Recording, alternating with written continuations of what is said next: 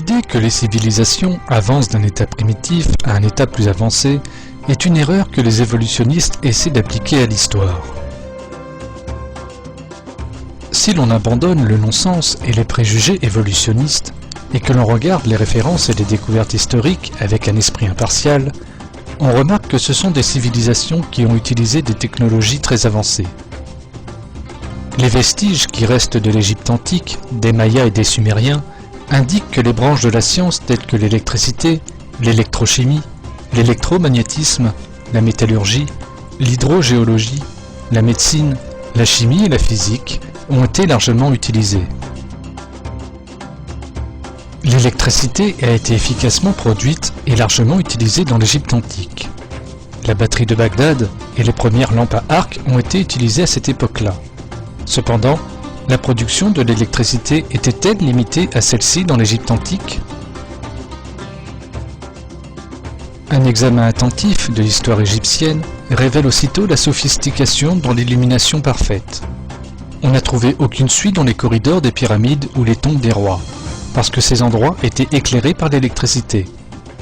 Les reliefs montrent que les Égyptiens utilisaient des torches électriques alimentées par des sources d'alimentation sans fil.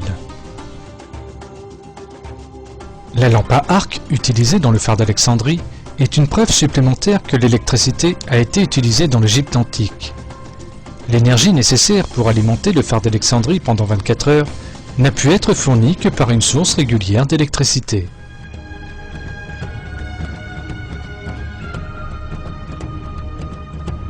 La façade extérieure de la Grande Pyramide était couverte de tuffeau blanc, disposés de manière si étroite que même une lame de rasoir ne pouvait pénétrer entre les blocs.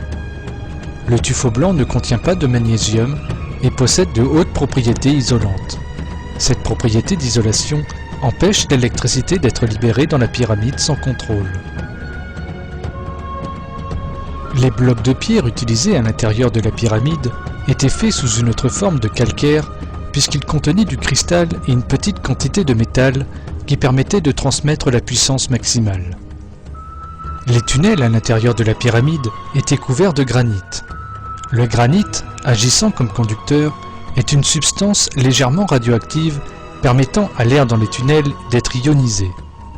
Lorsqu'on examine un câble électrique isolé, on voit que les matériaux conducteurs et isolants sont utilisés de la même manière que dans les pyramides.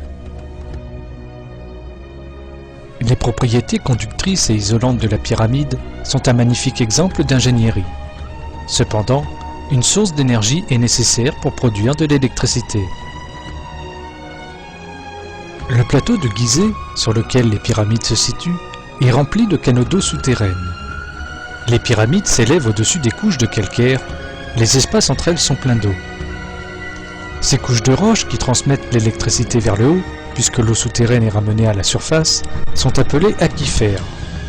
Le débit élevé du Nil qui passe à travers ces aquifères produit un courant électrique. Cela est connu comme étant la physioélectricité. Les chambres souterraines de la pyramide sont des conducteurs en granit construits dans la roche chargée de physioélectricité. Ce courant électrique est conduit directement vers la partie supérieure des chambres souterraines de la pyramide, couvertes de granit. Le granit est un très bon conducteur d'électricité. Le champ électromagnétique qui se forme au bas de la pyramide est transmis sous forme concentrée aux couches supérieures de la pyramide. Sur le sommet de la pyramide, il y avait une clé de voûte en or qui était un excellent conducteur électrique. Cette partie n'est plus là de nos jours. C'est-à-dire que le sommet de la pyramide a perdu sa forme géométrique parfaite. Cette clé de voûte en or jouait un rôle pour que les ions négatifs soient transférés à l'ionosphère. De cette manière, un courant électrique pouvait être produit.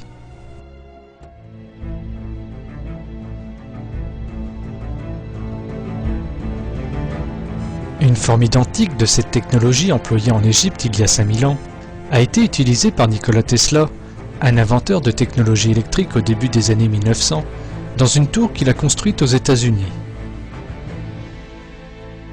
Tesla, l'inventeur de la technologie électrique fondamentale telle que le courant alternatif, le moteur électrique, la radio, le laser ou le radar, a réussi à transmettre simultanément les sons et les images entre les continents dans la tour Wardenclyffe qu'il a construite entre 1901 et 1917.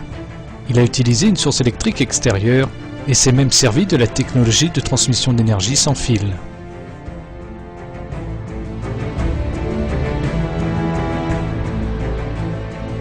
Tesla avait construit sa tour sur un aquifère et il a transmis les ions négatifs depuis l'aquifère vers la tour. La technologie électromagnétique utilisée dans la célèbre tour de Tesla est identique au champ électromagnétique formé dans la construction des pyramides. Les deux systèmes génèrent des ions négatifs et les transmettent sans avoir besoin de câbles électriques. Les reliefs prouvent clairement que les Égyptiens utilisaient des lampes à main alimentées par une source électrique sans fil. Ces lampes ne sont pas sans rappeler les descriptions de Nikola Tesla qui montraient que son courant alternatif n'était pas nuisible. Lors de l'exposition universelle de Chicago en 1893, Tesla a allumé une ampoule qu'il tenait à la main sans utiliser de câble en transmettant le courant alternatif à travers son corps. Sur ce relief, nous pouvons voir une antenne sans fil. Les Égyptiens ont utilisé l'antenne et l'énergie sans fil pour assurer la communication. Le relief que vous voyez à gauche est un émetteur avec un récepteur sur la gauche. Ces preuves montrent clairement que les Égyptiens utilisaient de l'énergie sans fil pour la communication. Ce relief montre une usine de fabrication de fils. Les fils utilisés par les Égyptiens à cette époque étaient aussi fins que ceux qui sont tissés par les machines de nos jours. Les Égyptiens ont également utilisé l'énergie électrique dans leur usine de tissage. Vu que beaucoup d'objets en or qui sont restés de l'Égypte antique étaient en fait en plaqué or. Pour obtenir une couche d'or si parfaite, il faut utiliser l'électricité. La somme des mesures électromagnétiques faites autour de la Grande Pyramide est la même que celle réalisée lors d'un orage avec éclair. Il y a un champ électromagnétique puissant autour de la Grande Pyramide. Cela peut être observé à travers une simple expérience. Si vous restez au sommet de la pyramide avec une bouteille enveloppée dans un tissu mouillé, des étincelles sortent de la bouteille comme si on était sur le sommet d'une bobine à haute tension.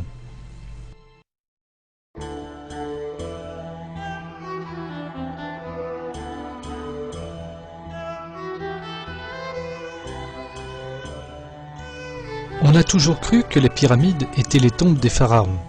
Cependant, dans les corridors de la Grande Pyramide, il n'y a aucune décoration ou écriture qui y fait allusion. Cette structure ressemble à un bâtiment fonctionnel plutôt qu'à un mausolée. Un coffre en pierre vide a été trouvé sur l'axe central de la pyramide que les archéologues ont appelé chambre du roi. Ils ont prétendu que ce coffre contenait autrefois le cercueil du pharaon, mais que celui-ci était vide parce qu'il a été volé. Cependant, lorsqu'on examine les dimensions du coffre en pierre et l'endroit spécial où il a été installé, un fait différent saute aux yeux. Ce point est placé exactement là où la partie manquante dans la structure conductrice de la pyramide devrait être. Si un matériau supraconducteur y était présent, la pyramide pourrait produire assez d'électricité pour l'Égypte entière. On pense que ce supraconducteur, qui se trouvait en Égypte aux temps anciens et dont les dimensions sont adéquates à l'intérieur du coffre en pierre, était l'Arche de l'Alliance. Retrouvez mes dernières informations sur musicien.com. Pour votre santé mentale, cassez vos télévisions.